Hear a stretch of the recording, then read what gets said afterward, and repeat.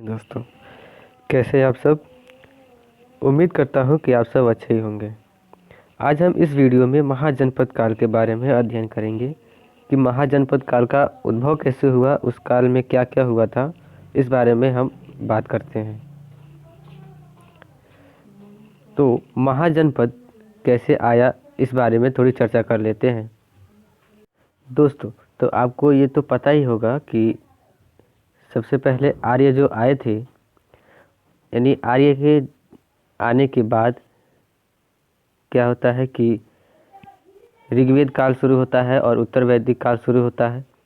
तो जब आर्य विलीन हो जाते हैं, यानी कि चले जाते हैं या फिर बदल जाते हैं, इस बारे में बात करें तो इसके बाद बनता है हमारा जनपद। क्या बनता है? जनपद। और कई जनपदों को मिला करके सबसे पहले आर्य जो आए थे वो कबीले रहा करते थे, कबीले के रूप में। फिर ये मिलकर के एक जनपद बनाते थे और कई जनपद को मिल करके एक महाजनपद बना करता था, महाजनपद बना। और आपको बता दें कि पूरे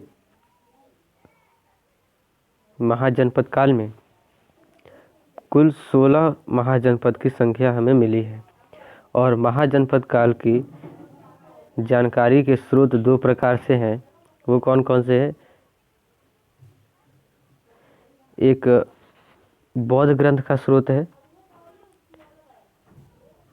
बौद्ध ग्रंथ का है, और एक जैन ग्रंथ का है। जैन धर्म के जो ग्रंथ हैं उनका। बौद्ध ग्रंथ में, बौद्ध धर्म के जो ग्रंथ हैं वो है, एक है महावस्तु,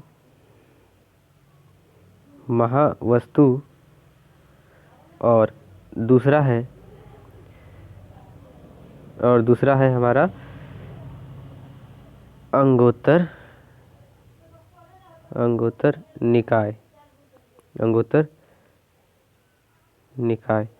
यानी कि बौद्ध धर्म के दो ग्रंथ में से हमें महाजनपद काल का वर्णन मिलता है कि महाजनपद काल में महाजनपद की जो संख्या थी 16 थी। ये अंगोत्तर निकाय और महावस्तु ग्रंथ से मिलता है। और जैन धर्म के जो ग्रंथ हैं उनका नाम है भगवती सूत्र।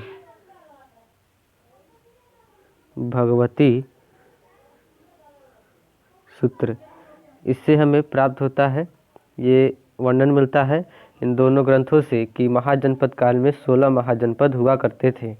और सबसे शक्तिशाली जो महाजनपद था, इसमें 16 महाजनपदों में से 4 सबसे शक्तिशाली जनपद थे, और चारों में से सबसे शक्तिशाली जनपद हुआ करता था। 4 महाजनपद जो सबसे शक्तिशाली थे, उनमें से भी सबसे ज़्यादा शक्तिशाली था मगध, जिसे हम वर्तमान में बिहार के नाम से जानते हैं। बिहार में ये मुख्य रूप से स्थित है मगध, यानी बिहार का पुराना नाम हम मगध कह सकते हैं। और 4 वो सबसे महाजनपद जो सर्वशक्तिशाली थे वो थे मगध, दूसरा था अवंती, तीसरा था कौशल, और चौथा था वत्स। ये 4 सबसे बड़े शक्तिशाली महाजनपद थे, और सबसे शक्तिशाली महाजनपद था वो था मगध। अब बात करते हैं कि मगध सबसे शक्तिशाली क्यों था। तो आपको बता दें कि मगध सबसे शक्तिशाली होने का कारण ये है कि ये गंगा और यमुना दोआब के बीच में था। गंगा और यमुना नदी जो है उनके दोआब के बीच में मगध पड़ता है। और आपको तो ये पता है कि दो नदियों के बीच, एक नदी और दो नदी, इन दो नदियों के बीच जो भूभाग होता है उसे हम दोआब कहते हैं। और दोआब के जो विशेषता ये है कि यहाँ पर अच्छी प्रकार से खेती होती है, कृषि अच्छी होती है, उत्पादन सबसे अच्छा होता है, क्योंकि ये भूमि जो होती है वो बहुत उपजाऊ हुआ करती है। गंगा यमुना के बीच में ये जो दोआब है इसका कारण भी है। और यहाँ पर लौह अयस्क अधिक मात्रा में पाया जाता था, जिससे कि लोहे का वस्तु बनने लगा, हथियार बनने लगे, हथियार बनते थे जो सैन्य प्रशासन में काम आता था। और तीसरा कारण ये था कि यहाँ पर क्या होता था कि हाथी पाए जाते थे। हाथी, यहाँ पर हाथियों के कारण भी ये मगध शक्तिशाली रहा। चौथा कारण ये था कि यहाँ पर वाणिज्य एवं व्यापार जो थे वो अधिक मात्रा में थे, वाणिज्य और व्यापार। और आपको बता दें कि जहाँ पर व्यापार अधिक होगा वहाँ पर नगरीकरण भी होगा और अधिक मात्रा में कर की वसूली भी होगी, जिससे कि ये एक शक्तिशाली महाजनपद के रूप में उभर करके सामने आया। और अगला कारण ये था कि यहाँ के जो समतल भूमि है इसका भी अच्छा प्रभाव रहा मगध का महाजनपद में बनने के रूप में। 16 महाजनपदों में से अब हम सबका वर्णन शुरू करते हैं। तो चलिए शुरू करते हैं। 16 महाजनपद कौन कौन से थे, उनकी राजधानी कहाँ थी और वर्तमान में वो कहाँ पर है। तो पहला सबसे महाजनपद आता है अंग। इसकी राजधानी है चंपा। आप इसको ये इस तरह से याद रख सकते हैं कि अंग जो होता है यानी शरीर की बॉडी, उसको अंग भी कहते हैं, वो चमकता रहता है और उसे चंपा के नाम से याद रख सकते हैं कि अंग चंपा। अंग की राजधानी कहाँ है, चंपा। और इसके राजा जो थे ब्रह्मगुप्त। कौन थे, ब्रह्मगुप्त। और ये वर्तमान में कहाँ पर है, पूर्वी बिहार एवं पश्चिमी बंगाल के क्षेत्र पड़ता है अंग। दूसरा है मगध जो सर्वशक्तिशाली था। इसकी राजधानी कहाँ थी, राजगृह। इसका हम अगर संधि विच्छेद करें तो अलग अलग करेंगे तो हमें पता चलेगा राजधन गृह, यानी कि राजा का घर। इसको हम राजा का घर भी कह सकते हैं, ठीक है। और इसके जो सर्वशक्तिशाली राजा कहे तो कौन कौन से थे, तो पहले बिंबिसार और उनका बेटा अजातशत्रु। और वर्तमान में ये कहाँ पर है, बिहार में। और बिंबिसार ने ही हर्ण्यक वंश के संस्थापक था, हर्ण्यक वंश का संस्थापक बिंबिसार। और इसका बेटा जो है अजातशत्रु इसको मार देता है, अभी आगे आपको पता चलेगा। तीसरा है काशी जिसकी राजधानी थी वाराणसी और इसके राजा थे कौशल के अधीन, यानी कि जो वाराणसी है ये राजा कौशल जो है यहाँ पर इसके अधीन ये हो गया था काशी। और ये वर्तमान समय में कहाँ पर है, तो उत्तर प्रदेश के वाराणसी के आसपास, यानी कि जिसे बनारस भी कहते हैं, उसके आसपास का क्षेत्र जो है वो काशी कहलाता है। चौथा है कौशल। इसकी राजधानी है श्रावस्ती जिसके राजा थे प्रसेनजीत, यानी कि काशी भी प्रसेनजीत के क्षेत्र में ही आता था। और इसकी वर्तमान स्थिति अभी कहाँ पर है, तो उत्तर प्रदेश के फैजाबाद और श्रावस्ती आदि जिले जो है वो कौशल के क्षेत्र में पड़ते हैं। पांचवा है वज्जित संघ जिसकी राजधानी है वैशाली और इसमें 8 गणराज्यों का संघ है। वैशाली में 8 गणराज्यों का संघ है। यदि आपके सामने ये प्रश्न आए कि कौन सा ऐसा महाजनपद है जिसमें 8 गणराज्यों का संघ है, तो कौन सा, वज्जित संघ। और इसकी राजधानी है वैशाली। और ये वर्तमान में कहाँ है, उत्तर प्रदेश के और बिहार में, बिहार का पूर्वी उत्तर प्रदेश जो है वहाँ पर। छठा नंबर है मल्ल संघ। मल्ल संघ की राजधानी है कुशीनारा एवं पावा। कुशीनारा जिसे हम कुशीनगर भी कहते हैं और इसके भी राजा अज्ञात है क्योंकि ये भी उनके शासन के अधीन हो गया था।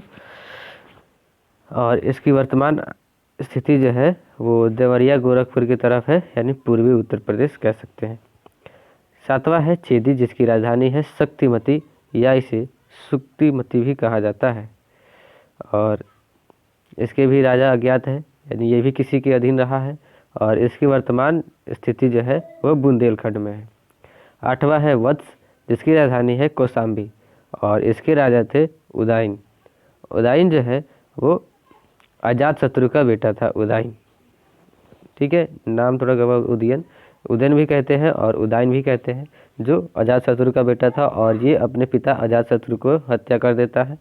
और वर्तमान में इसकी स्थिति क्या है, इलाहाबाद के आसपास का जो क्षेत्र है वो वत्स के नाम से पहले महाजनपद के रूप में जाना जाता था।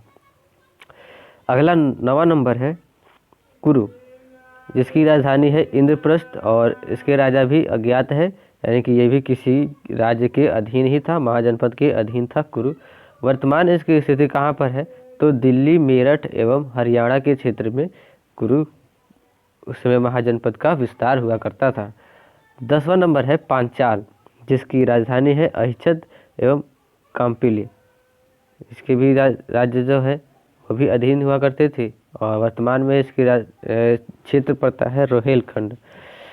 अगला है 11 मत्स्य, जिसकी राजधानी है विराटनगर, और इसके भी राजा अज्ञात है, और वर्तमान में ये कहाँ पड़ता है, राजस्थान में। 12 नंबर है सूर्य, जिसकी राजधानी है मथुरा। सूर्यसेन की राजधानी है मथुरा, और इसके राजा भी अज्ञात है, और ये कहाँ पड़ता है वर्तमान समय में, तो पश्चिमी उत्तर प्रदेश में सूरसेन महाजनपद का क्षेत्र विस्तार हुआ करता था। 13 नंबर है अस्मक। 13 नंबर कौन सा है, अस्मक, और इसकी राजधानी है पोतन या पोटली भी कहते हैं इसकी राजधानी को।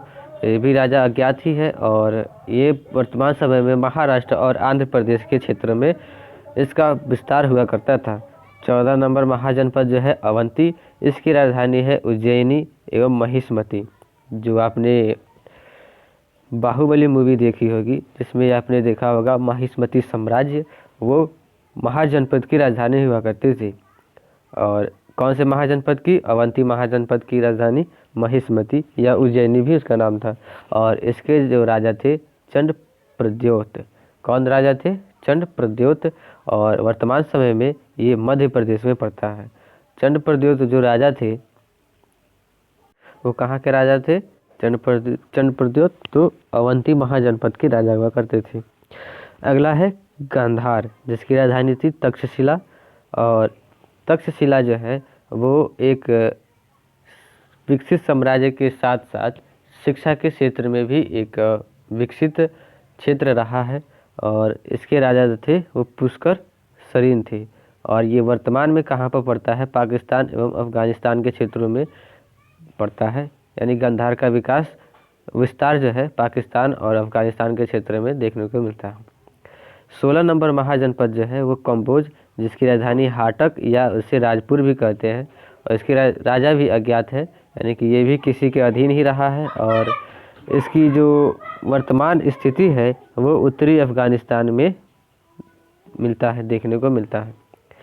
आपने 16 महाजनपद के सभी राजधानी और वहाँ के राजाओं के बारे में भी जान लिया, और उसकी वर्तमान स्थिति क्या है इस बारे में भी जान लिया। तो अब हम देखते हैं कि 16 महाजनपदों में सबसे बड़ा महाजनपद मगध किस प्रकार से उत्कर्षित हुआ, किस प्रकार से उसका उद्भव हुआ, और किस प्रकार से वह अस्तित्व में आया, उस पर कितने राजाओं ने, कितने वंशों ने राज किया, इस बारे में भी चर्चा कर लेते हैं। तो मगध में सबसे पहले राज किया वो था हर्ण्यक वंश, और हर्ण्यक वंश की स्थापना जिसकी की थी उसका नाम था बिम्बसार। क्या नाम था उसका, बिम्बसार। और हर्ण्यक वंश जो है मगध पर 544 ईसा पूर्व से लेकर के 412 ईसा पूर्व तक शासन करता है हर्यक वंश। और हर्यक वंश के संस्थापक बिम्बसार हैं, जो उनका शासनकाल 544 ईसा पूर्व से लेकर के 492 ईसा पूर्व तक था। इसके बारे में भी थोड़ा परिचय आपको बता देते हैं कि बिम्बसार हर्यक वंश का संस्थापक थे, और इनके पुत्र जो अजातशत्रु ने ही इनकी हत्या कर दी थी। ऐसा हमें कई ग्रंथों से और कई इतिहासकारों का ऐसा मानना है कि अजातशत्रु की हत्या उसके बेटे बिम्बसार की हत्या अजातशत्रु ने कर दी थी। यह वंश का प्रथम शासक था, इसके बारे में जानते हैं। और इसकी प्रारंभिक राजधानी गिरिब्रज थी। इनकी राजधानी कहाँ थी, गिरिब्रज। यानी कि जब बिम्बसार का शासन था मगध पर, तो इन्होंने अपनी राजधानी, मगध की राजधानी गिरिब्रज बनाई थी। बाद में इन्होंने राजगृह को अपनी राजधानी बनाई, गिरिब्रज के बाद राजगृह को राजधानी बनाई। बिंबिसार अपनी शक्ति को बढ़ाने के लिए वैवाहिक एवं मैत्रीपूर्ण संबंधों पर बल दिया। बिंबिसार ये मानता थे, बिंबिसार ये 3 तरह से अपने राज्य का विस्तार किया करता था। एक था युद्ध, यानी किसी से लड़ करके उसके राज्य को अपने मिला लेना। दूसरा था कूटनीति, और तीसरा था विवाह। तीसरा था विवाह, यानी कि युद्ध करके किसी राज्य को अपने मिला लेता, या कूटनीति के द्वारा अपने राज्य पर मिला लेना, या वहाँ के राजकुमारी से शादी करके यानी विवाह करके अपने में राज्य में मिला लेना। जैसे कि इन्होंने 3 शादियाँ की थी, बिंबिसार ने 3 शादियाँ की थी। इसके बारे में अभी आगे आपको बताता हूँ। मध्य नरेश की राजकुमारी जो क्षेमा या खेमा दोनों नाम से जाना जाता है, वो कहाँ की थी? मध्य नरेश। विवाह किया और बिंबिसार की यही पत्नी क्षेमा जो है वो बौद्ध भिक्षुणी बनी, यानी कि बौद्ध धर्म को अपनाया, बौद्ध धर्म की भिक्षुणी बनी। कौन? क्षेमा नाम की जो पत्नी थी। बिंबिसार का अवंती के शासक चंडप्रद्योत के साथ मैत्रीपूर्ण संबंध थे। चंडप्रद्योत जो थे वो एक बार बीमार पड़े थे और बिंबिसार ने अपने एक जीवक नाम के एक वैद्य को इनके उपचार के लिए भेजा था। और जो चंडप्रद्योत थे वो जब ठीक हो गए, वैद्य के दवा करने से जब ठीक हो गए, तो वो बिंबिसार से दोस्ती कर लेते हैं और अपना राज्य जो है बिंबिसार के हाथों में सौंप देते हैं, यानी कि मगध में मिल जाता है चंडप्रद्योत का राज्य। एक बार यही आप कहानी पढ़ेंगे। एक बार जब चंडप्रद्योत पांडु रोग से ग्रसित हो गया, तब बिंबिसार ने अपने राजवैद्य जीवक को इसके इलाज हेतु उज्जैनी भेजा, और इससे मैत्रीपूर्ण संबंध को दर्शाता है। बिंबिसार बौद्ध धर्म का अनुयायी था। यदि हम बात करें कि बिंबिसार किस धर्म को अपनाया था, तो बौद्ध धर्म को।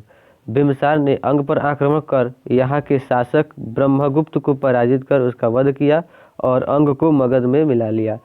अंग को किस प्रकार मगध में मिलाया गया? तो युद्ध करके। और वहाँ के किस राजा को हराया गया? तो ब्रह्मगुप्त नामक के राजा को हरा करके मगध में अंग को मिला लिया गया, और यह मगध की प्रथम विजय थी। आपके साथ प्रश्न पूछा जाए कि मगध ने सबसे पहले किस महाजनपद को जीता था, तो अंग महाजनपद को जीता था। फिर इसके बाद आता है इसका बेटा, जिसका नाम अजातशत्रु था, और इसने 3 शादियाँ की थी बिंबिसार ने, और तीनों रानियों का क्या क्या नाम था इस बारे में भी देख लेते हैं।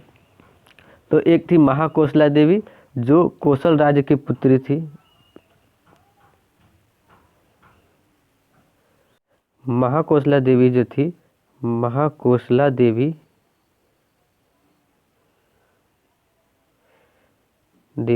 ये कहाँ की राजकुमारी थी?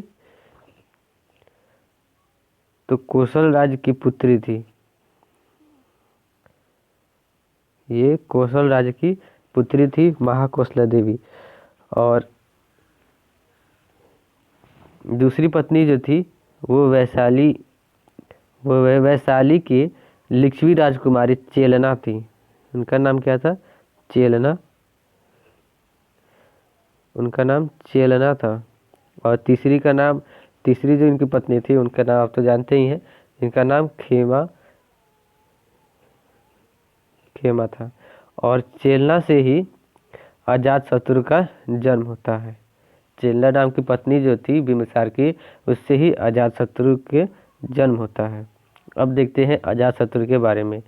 तो अजातशत्रु अपने पिता बिंबिसार की हत्या करके गद्दी प्राप्त की थी। अजातशत्रु ने ही अपने पिता बिंबिसार की क्या की थी? हत्या की थी। मगध का शासक बनने से पहले यह अंग का गवर्नर यानी राज्यपाल था। कहाँ का? अंग का। अजातशत्रु प्रथम युद्ध कौशल नरेश से प्रसेनजित से हुआ। सबसे पहला युद्ध किससे हुआ? कौशल नरेश। वहाँ के राजा कौन थे? प्रसेनजित। कौशल के राजा कौन थे? प्रसेनजित। और उन्हीं से सबसे पहले लड़ाई अजातशत्रु की होती है। इसमें दोनों एक एक युद्ध में विजय प्राप्त की। अंततः दोनों में संधि हो गई, एक में प्रसेनजीत जीते और दूसरे में अजातशत्रु। तो इन दोनों में क्या हो जाता है, संधि हो जाता है, यानी दोस्ती हो जाती है। संधि के अनुसार प्रसेनजीत ने अपनी पुत्री, उनकी एक बेटी थी जिसका नाम वजीरा था, और उसका विवाह उन्होंने अजातशत्रु के साथ कर दिया। और काशी ग्राम जो था, काशी गांव, वो दहेज के रूप में दे दिया। अजातशत्रु को प्रसेनजीत ने अपनी बेटी वज्जी नाम, जिसका नाम था वजीरा, उसको शादी कर दिया और दहेज के रूप में काशी ग्राम नाम का एक गांव दहेज में दे दिया। अब देखते हैं अगला क्या है कि अजातशत्रु का दूसरा युद्ध किसके साथ होता है। अजातशत्रु का दूसरा युद्ध जो है वो वैशाली के शासक जो चेटक नाम है उनका, चेटक के साथ हुआ। और इस युद्ध में अजातशत्रु ने रथमूसल एवं महाशिलाकंठिका नाम की 2 गुप्त युद्ध शास्त्रों का प्रयोग किया। ये चेटक नाम जो आपने सुना, ये इनकी नाना है, अजातशत्रु के नाना है चेटक। इनकी बेटी थी जो चेलना, चेलना से ही इनका जन्म हुआ था अजातशत्रु का। और चेलना के पिता थे चेटक, और अजातशत्रु ने चेटक को युद्ध में हरा दिया। और युद्ध करते समय इन्हें 2 अस्त्र का प्रयोग किया था। एक का नाम था महाशिलाकंठिका और दूसरे का नाम था रथमूसल। जो आपने बाहुबली मूवी में देखा होगा, रथमूसल, जिससे भल्लाल देव जो रथ होता है, रथ का प्रयोग करता है कि आगे घोड़े से चलता जाता है, उसमें पंखी लगे होती है जो काटते चला जाता है, जो घूमता जाता है, और जो वहाँ की सेना होती है उसको काटते चला जाता है। और एक महाशिलाकंठिका जो है, जो बाहुबली को हथियार मिला था, जैसे कि एक ऐसे था और यहाँ पर एक बड़ा सा पत्थर रख करके फेंक दिया जाता था इसको खड़ा करके, वो महाशिलाकंठिका। तो उसका सर्वप्रथम प्रयोग किसने किया था, तो उसने अजातशत्रु ने सर्वप्रथम इसका प्रयोग किया था।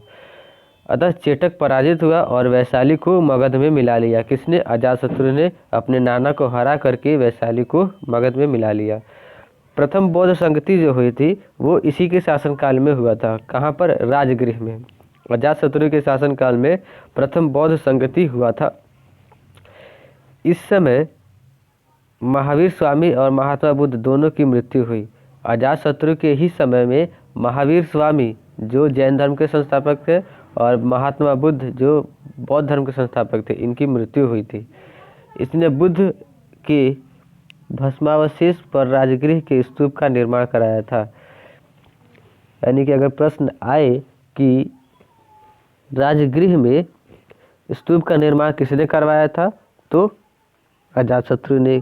किस पर, यानी कि जो बुद्ध के जो भस्म यानी कि राख के जो शेष बचे थे उस पर स्तूप का निर्माण कराया गया था।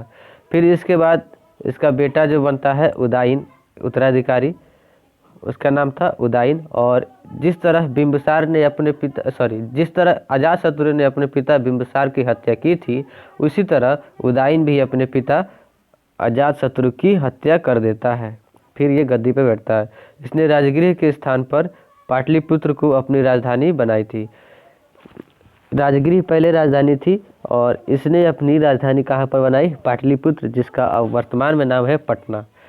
फिर इसका एक बेटा था जिसका नाम था नागदशक। उदायन का एक बेटा था नागदशक, जिसकी हत्या ये शिशुनाग नाम के जो राजा था, शिशुनाग, उसने हत्या कर दी थी नागदशक की, जिसका नाम था, ये किसका बेटा था, उदायन का। और उदायन की हत्या कर देता है नागदशक। और नागदशक की हत्या करने के बाद शिशुनाग ने शिशुनाग वंश की स्थापना की। फिर हम देखते हैं कि शिशुनाग वंश में सबसे पहले कौन आता है, शिशुनाग। इसने पाटलिपुत्र के स्थान पर वैशाली को अपनी राजधानी बनाई। सबसे पहले तो उदायन जो था वो वैशाली को राजधानी, राजगृह को पाटलिपुत्र राजधानी बनाता है। और फिर जो शिशुनाग आता है तो ये वैशाली को अपनी राजधानी बनाता है। फिर शिशुनाग के बाद इसका बेटा जो है काला अशोक आता है। और इसके बारे में देख लेते हैं काला अशोक क्या क्या करता है। तो काला अशोक जो है इसका नाम पुराण में, काला अशोक का नाम पुराण में क्या क्या मिलता है? पुराण में इसका नाम दिव्य वदान,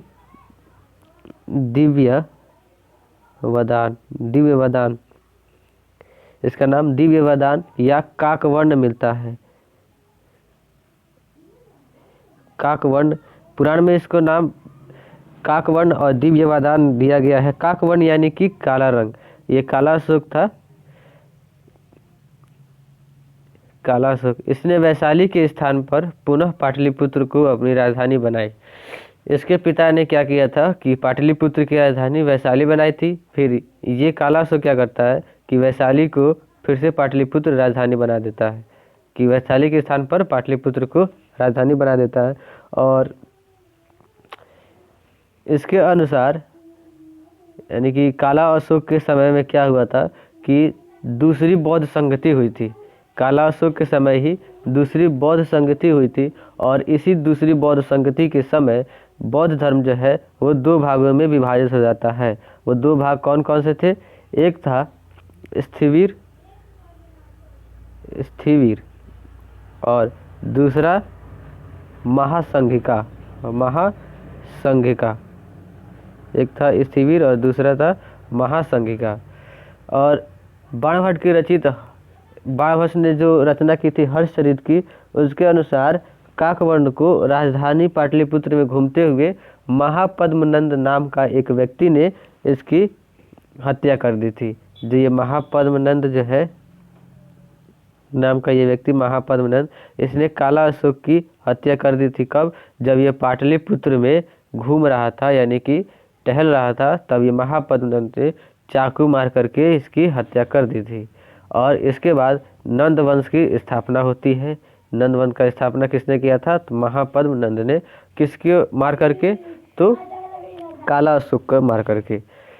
तो महापद्मनंद नंद वंश का संस्थापक एवं प्रथम राजा महापद्मनंद था। पुराणों में उल्लेख मिलता है कि नंद वंश के शासक शूद्र थे, यानी कि पुराणों में ऐसा लिखा गया है कि नंद वंश का शासक जो था वो शूद्र था। और इस महापद्मनंद को सर्व छात्रांक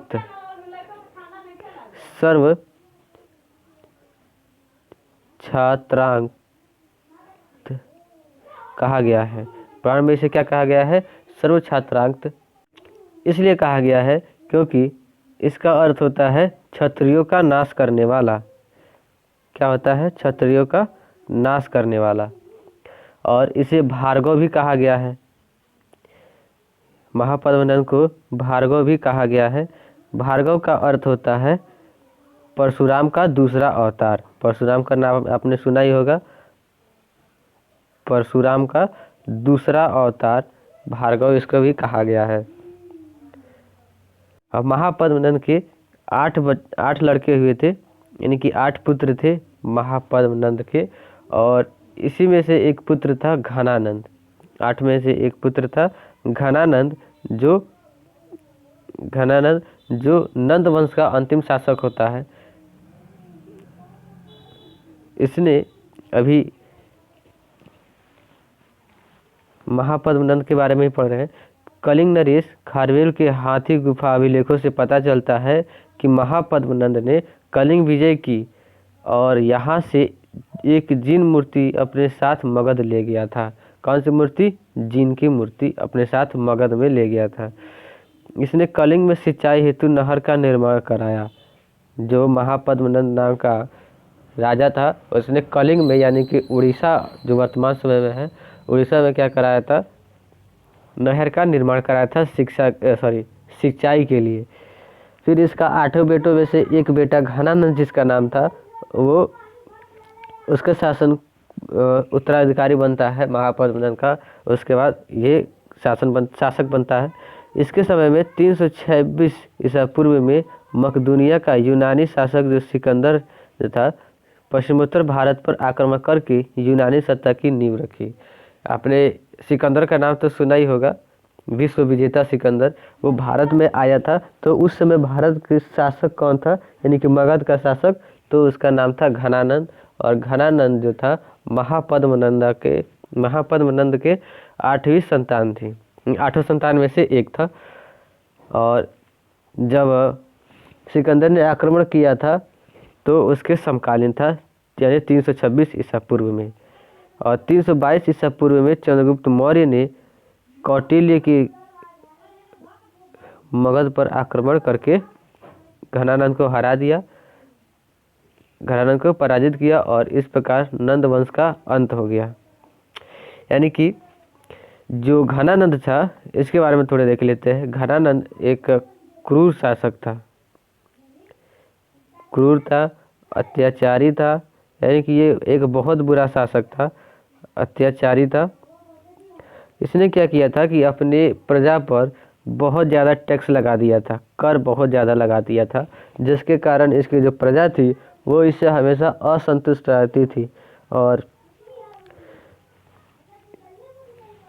इसके दरबार में चाणक्य नाम के एक मंत्री रहा करते थे। इसने क्या किया था, ये घनानंद ने चाणक्य को भरी सभा में अपमानित किया था और मंत्री पद से हटा दिया था और भगा दिया था अपने मतलब राज दरबार से।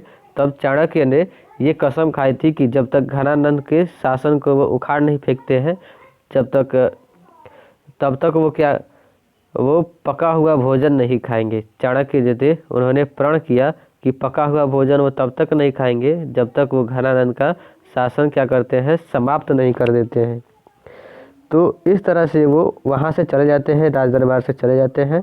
और रास्ते में जा कर के बहुत दिनों बाद चंद्रगुप्त नाम के इस लड़के से उनकी मुलाकात होती है और उसको ही प्रशिक्षित करके, ट्रेनिंग दे करके वो एक महान शासक बनाते हैं चाणक्य चंद्रगुप्त को। और उसी चंद्रगुप्त ने अपने गुरु चाणक्य की सहायता से घनानंद को मारा और युद्ध में पराजित करके मौर्य वंश की स्थापना करते हैं। इस बारे में देख लेते हैं कि महत्वपूर्ण तथ्य क्या है इसमें। तो मगध का सर्वप्रथम उल्लेख अथर्ववेद में मिलता है। मगध जो महाजनपद है उसका उल्लेख हमें अथर्ववेद में मिलता है। और बिंबिसार के राजवैद्य जो जीवक थे, उनकी माँ का नाम सालवती था, जो एक नर्तकी यानी वेश्या थी। ये इतनी गहरी जानकारी तो नहीं पूछेगा कभी परीक्षा में, बस आप पढ़े रहेंगे तो क्या पता दे दे तो आप उसका उत्तर लिख सकते हैं।